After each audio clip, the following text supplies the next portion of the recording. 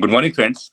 Today we will cover problem 3 of this tutorial series on top Java coding problems, which is deadlock. So, deadlock is a very common topic in threading. Suppose there are two threads, T1 and T2, which need to acquire locks L1 and L2. If T1 first acquires L1 and then T2 acquires L2, they end up waiting on each other forever. So that is the situation for deadlock. Said that no threads are moving, like executing, doing any usual stuff, and they are waiting on each other locks, which is acquired by the different thread. Now in this problem, we will be given a program already, which would be having a deadlock set of issue. So we have to demonstrate this issue in that program, and after that the follow up would be to how to solve that problem. So let's go to the code right now. So this is our account class where we'll be demonstrating this deadlock issue. So let's go in details about this class. So we have got a static counter, and the most important fields for this accounts are ID and balance. Balance is a double field, so just like a bank account where we will have a balance and a unique ID associated with it.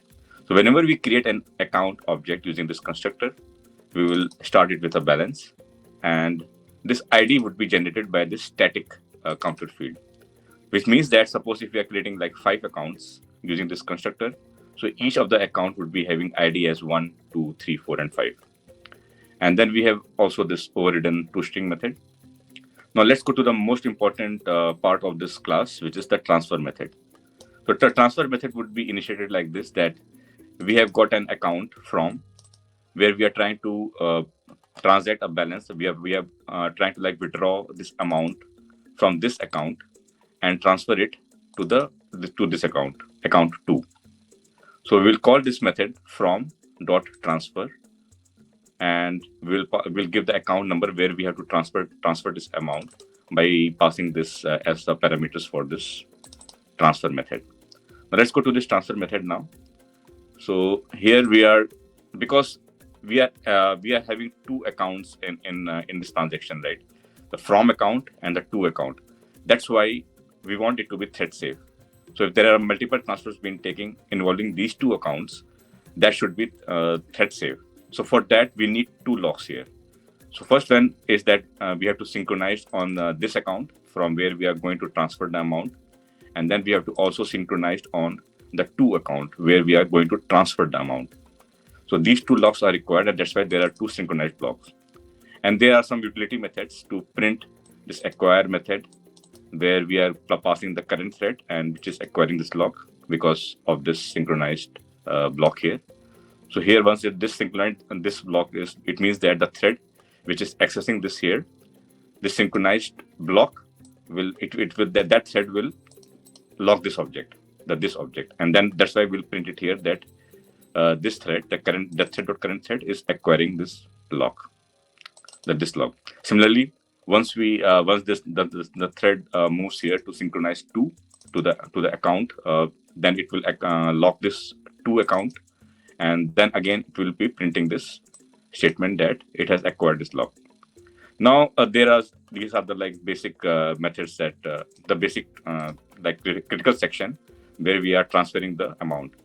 So first of all, I mean, there is a precondition checked here that if the amount is greater than the balance, then of course we cannot transfer it from account to the to account, and the transfer will not be successful. It will just print it out in the error stream and return it. If the amount is less than balance or equal to balance, then only the transaction will take place, where we are going to increment the to balance.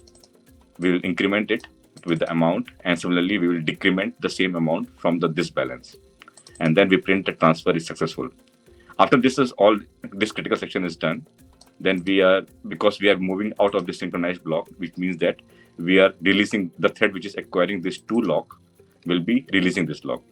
And that's why we have got this another print released print here, that it will show that the thread has released this lock.